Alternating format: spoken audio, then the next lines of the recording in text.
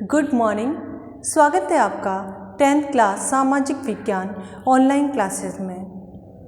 हम पढ़ रहे हैं बेटा चैप्टर नंबर 6 केंद्र सरकार। कल तक बेटा अपन ने सरकार के 3 अंगों के बारे में जाना और सरकार का जो प्रथम अंग है व्यवस्थापिका अर्थात संसद, उसका अध्ययन किया। आज जो अपना नेक्स्ट टॉपिक चल रहा है वह है कार्यपालिका। कार्यपालिका में बेटा अपने यहाँ पर संसदात्मक व्यवस्था को अपनाया गया है, जिसमें कि संवैधानिक या औपचारिक कार्यपालिका अलग होती है और वास्तविक अलग होती है। संवैधानिक या औपचारिक कार्यपालिका राष्ट्रपति जी होते हैं और वास्तविक प्रधानमंत्री।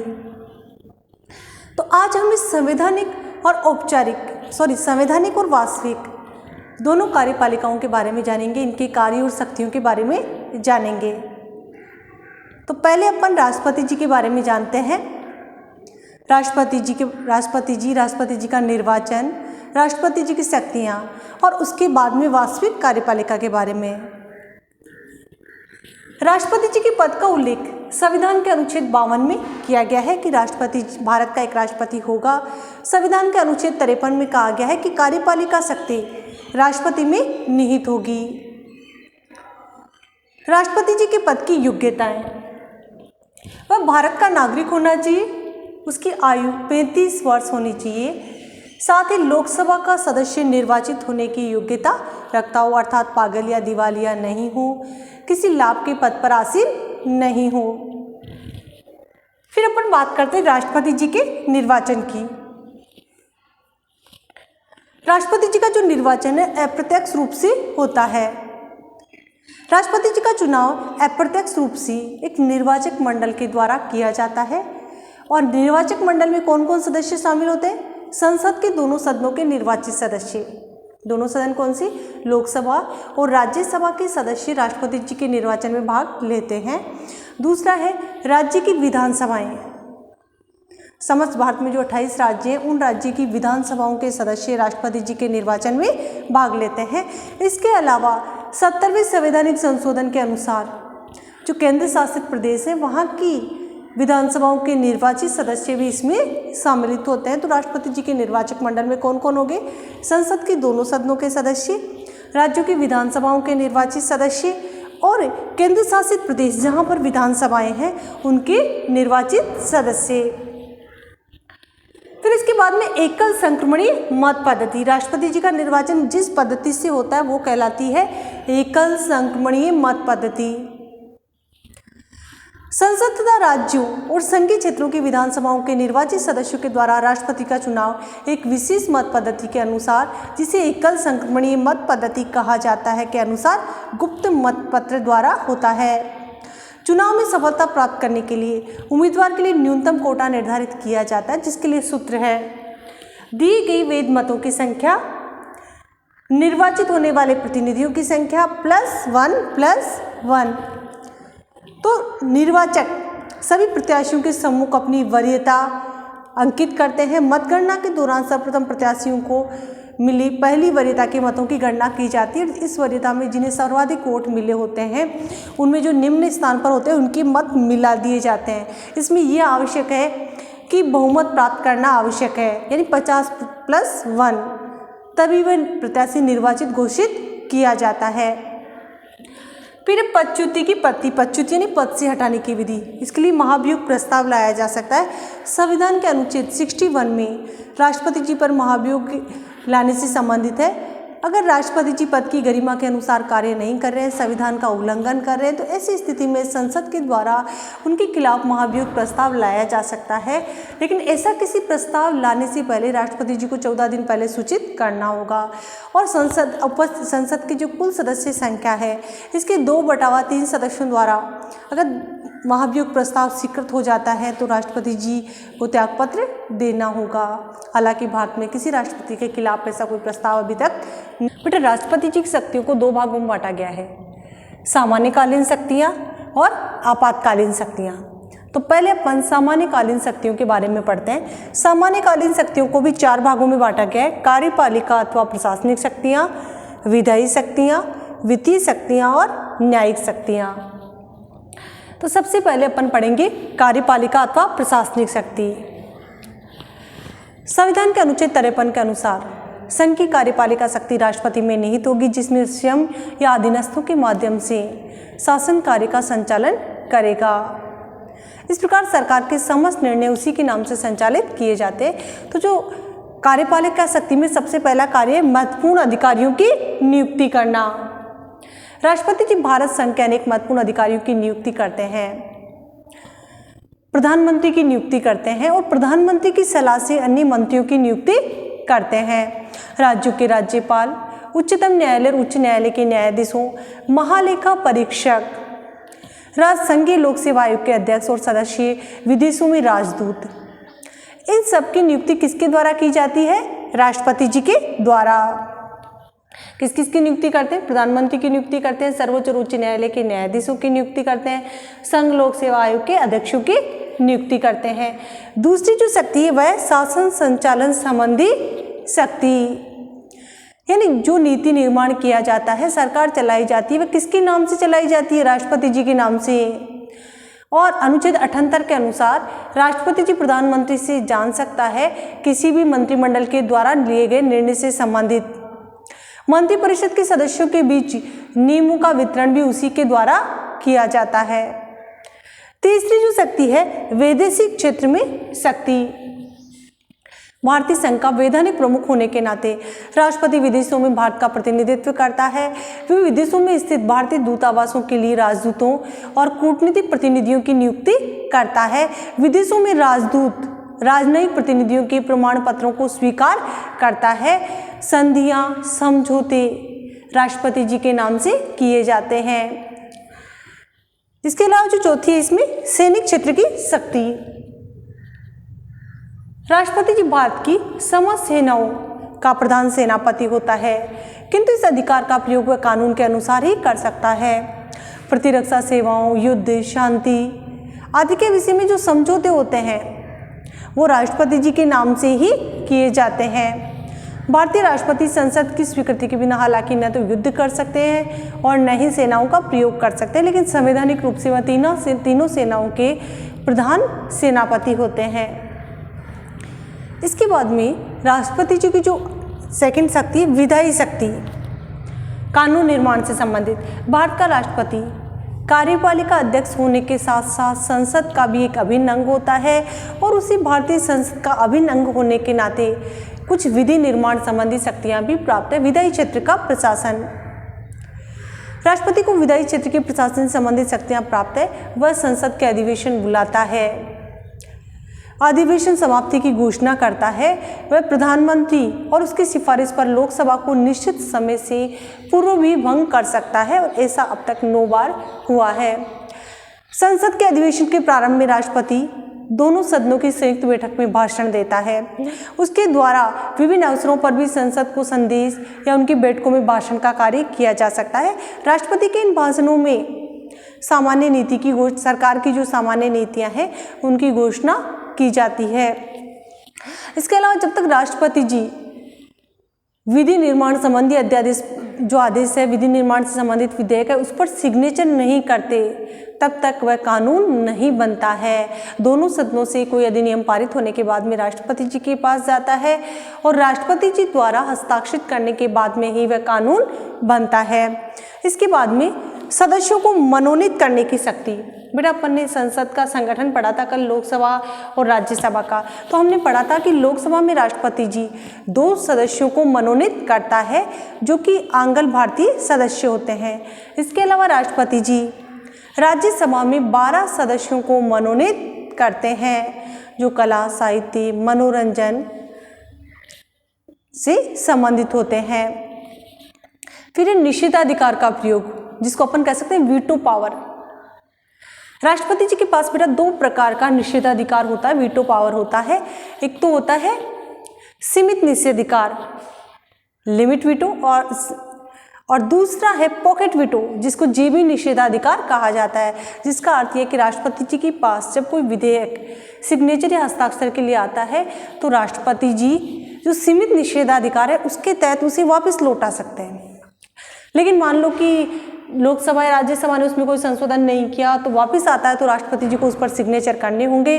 दूसरा जिसे अपन कहने जेबी निषेधाधिकार, पॉकेट वीटो, उसका अर्थ है कि अगर राष्ट्रपति जी को किसी विधेयक पर आपत्ति होती है तो राष्ट्रपति जी उस विधेयक को अपने पास रख लेते हैं, न तो उस पर हस्ताक्षर करते हैं न उसे संसद को वापस लौटाते हैं। इसके अलावा अध्यादेश जारी करने की शक्ति, जैसा कि बेटा हम सभी को पता है संसद के 3 सत्र होते हैं, मानसूनकालीन सत्र, शीतकालीन सत्र और तीसरा बजटकालीन सत्र। तो कानून इन सत्रों के दौरान बनाया जाता है, लेकिन देश में कभी कोई अर्जेंट स्थिति आ जाती है और कानून निर्माण की आवश्यकता होती है तो ऐसी स्थिति में राष्ट्रपति जी द्वारा जो आदेश जारी किया जाता है वो अध्यादेश कहलाता है और कानून के समान ही कार्य करता है। जब संसद का अधिवेशन प्रारंभ होता है तो 6 सप्ताह बाद तक वह लागू रहेगा और संसद अगर उस पर हस्ताक्षर कर देती है तो वो हमेशा के लिए कानून बन जाएगा। अगर संसद उस पर विचार नहीं करती है, हस्ताक्षर नहीं करती है तो वो समाप्त माना जाएगा। अब राष्ट्रपति जी की जो तीसरी शक्ति वो है वित्तीय शक्तियाँ। राष्ट्रपति जी प्रत्येक वित्तीय वर्ष के आरंभ में संसद के दोनों सदनों के सम्मुख भारत सरकार की उस वर्ष के लिए आय और व्यय का विवरण रखवाएगा, जिसे अपन बजट कहते हैं। उसकी आज्ञा के बिना धन विधेयक पारित नहीं हो सकता। राष्ट्रपति जी की आज्ञा से ही धन विधेयक पारित होता है और राष्ट्रपति जी की स्वीकृति के बिना अनुदान मांगे भी स्वीकृत नहीं की जा सकती। जो चौथी शक्ति है न्यायिक शक्तियाँ। संविधान में न्यायपालिका की स्वतंत्रता के सिद्धांत को अपनाया गया है। वो उच्चतम और उच्च न्यायालयों के न्यायाधीशों की नियुक्ति करता है। भारत में न्यायाधीशों की नियुक्ति के लिए कॉलेजियम व्यवस्था को अपनाया गया है। उच्चतम न्यायालय द्वारा निर्मित न्यायालय की कार्य व्यवस्था के संबंधित नियमों के संबंध में राष्ट्रपति की स्वीकृति आवश्यक है। राष्ट्रपति को एक अन्य महत्वपूर्ण शक्ति क्षमा दान की शक्ति प्राप्त है, अनुच्छेद 72, जिसके अनुसार राष्ट्रपति जी किसी व्यक्ति को क्षमा प्रदान करने, दंड को कुछ समय के लिए स्थगित करने या फिर दंड को समाप्त करने का अधिकार रखते हैं, जिसे राष्ट्रपति जी की समादान की शक्ति कहा गया है। तो राष्ट्रपति जी की जो बेटा सामान्यकालीन शक्तियां हैं 4 है। कौन कौन सी है? कार्यपालिका तो प्रशासनिक शक्ति, विधायी शक्तियां, वित्तीय शक्तियां और न्यायिक शक्तियां। बेटा जो राष्ट्रपति जी की शक्तियों से संबंधित प्रश्न है बोर्ड में 2 बार पूछा जा चुका है, आपको अच्छे से याद होना चाहिए। अब राष्ट्रपति जी के अपन संकटकालीन शक्तियों को देखते हैं। संकट की स्थिति का सामना करने के लिए संविधान के द्वारा राष्ट्रपति जी को विशेष शक्तियां प्रदान की गई है। वर्तमान समय में संविधान के संकटकालीन प्रावधान इस प्रकार है। देखो 3 अनुच्छेद इससे संबंधित है, अनुच्छेद 352, 356 और 360।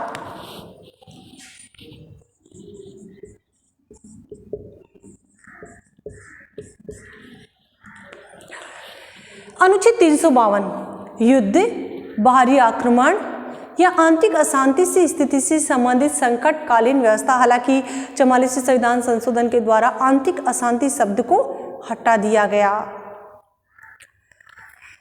तो वर्तमान में क्या है? युद्ध, बाहरी आक्रमण या सशस्त्र विद्रोह की स्थिति में पूरे देश में आपातकाल की घोषणा की जा सकती है। देश में संकटकालीन व्यवस्था प्रारंभ हो जाएगी और संपूर्ण जो राज्यों की शक्तियां सीमित हो जाएगी और केंद्र सरकार के पास समस्त शक्तियां आ जाएगी। अब तक 3 बार राष्ट्रीय आपातकाल कितनी बार लगा है? 3 बार। पहली बार कब लगा है? 1962 में भारत चीन के युद्ध के समय, दूसरी बार 1971 में भारत पाकिस्तान के युद्ध के समय और तीसरी बार 1975 में आंतरिक अशांति के नाम पर आपातकाल लगाया गया। फिर इसके बाद में दूसरा है अनुच्छेद 356। राज्यों में संवैधानिक तंत्र की विफलता पर राज्यों में राष्ट्रपति शासन लगाया जाता है राज्यपाल की सिफारिश पर।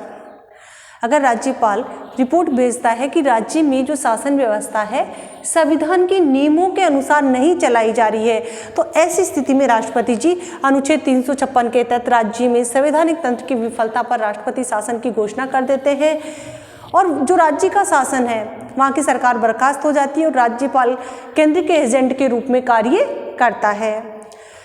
अब तीसरी जो संकटकालीन घोषणा बेटा वो है वित्तीय आपातकाल। अनुच्छेद 360, देश दिवालियेपन के कगार पर पहुंच जाए, आर्थिक तंगी की स्थिति उत्पन्न हो जाए, विदेशी मुद्रा भंडार खत्म हो जाए, तो ऐसी स्थिति में वित्तीय आपातकाल लगाया जा सकता है। तो ऐसी स्थिति में जो राज्य सरकार के कर्मचारी हैं उनके वेतन में कटौती की जा सकती है। हालांकि बेटा वित्तीय आपातकाल अभी तक नहीं लगा है। तो राष्ट्रपति जी की जो संकटकालीन शक्तियां हैं कौन कौन सी है? 3 है।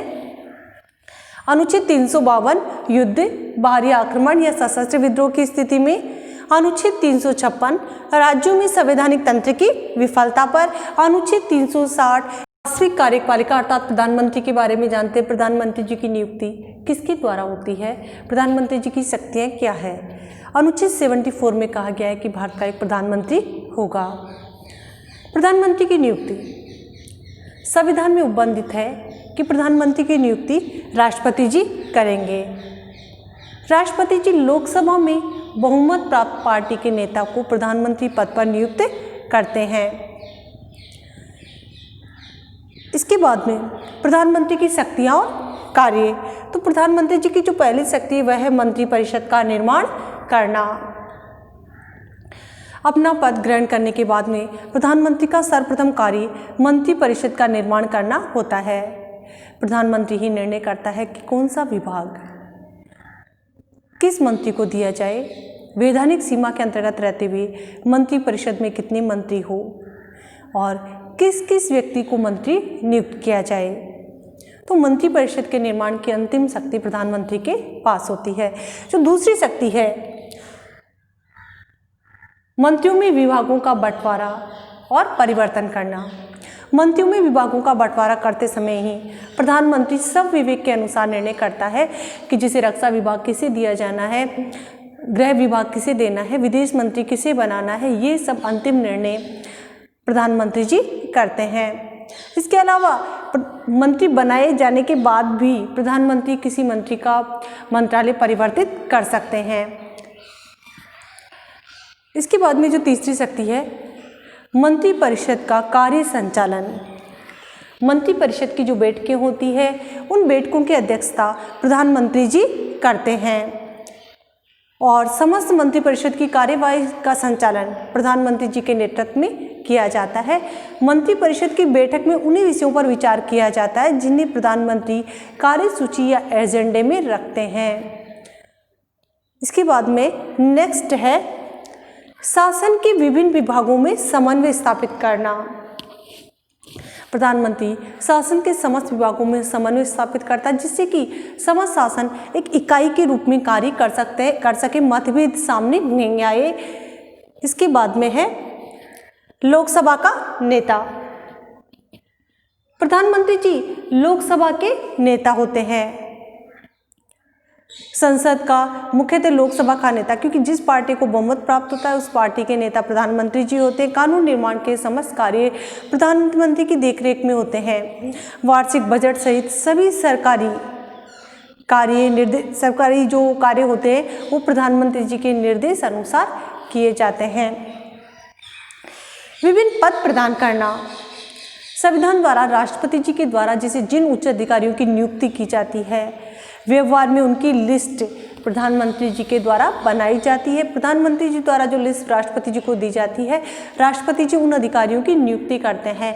तो वास्तविक शक्तियां किसके पास होती है? प्रधानमंत्री के पास। नेक्स्ट जो शक्ति है वह है राष्ट्रपति तथा मंत्रिमंडल के बीच संबंध स्थापित करना। सार्वजनिक महत्व के मामलों पर राष्ट्राध्यक्ष को जो मंत्रिमंडल के द्वारा निर्णय लिए जाते हैं उनसे अवगत कराना प्रधानमंत्री जी का कार्य है।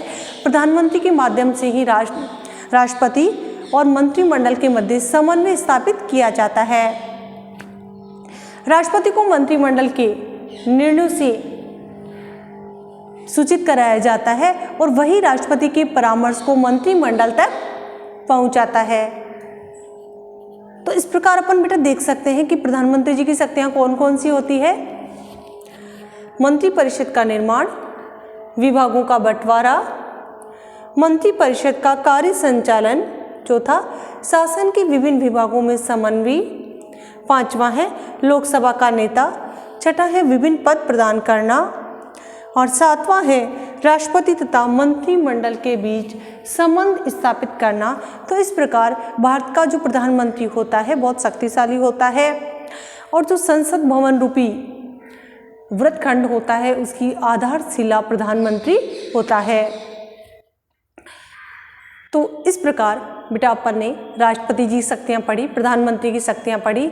आपके इस चैप्टर में से निबंधात्मक प्रश्न बनता है, प्रश्न बन सकता है राष्ट्रपति जी की सामान्यकालीन शक्तियों को समझाइए, या फिर राष्ट्रपति जी की निर्वाचन प्रणाली को समझाइए, या क्वेश्चन ये हो सकता है कि राष्ट्रपति जी की आपातकालीन शक्तियों का वर्णन कीजिए।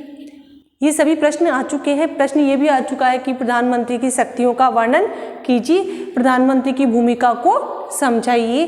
चैप्टर अपना बेटा कंप्लीट हो चुका है। और अगर आपको कोई भी प्रॉब्लम आती है तो आप कमेंट्स में लिख सकते हैं, मुझसे वापस पूछ सकते हैं। Thank you.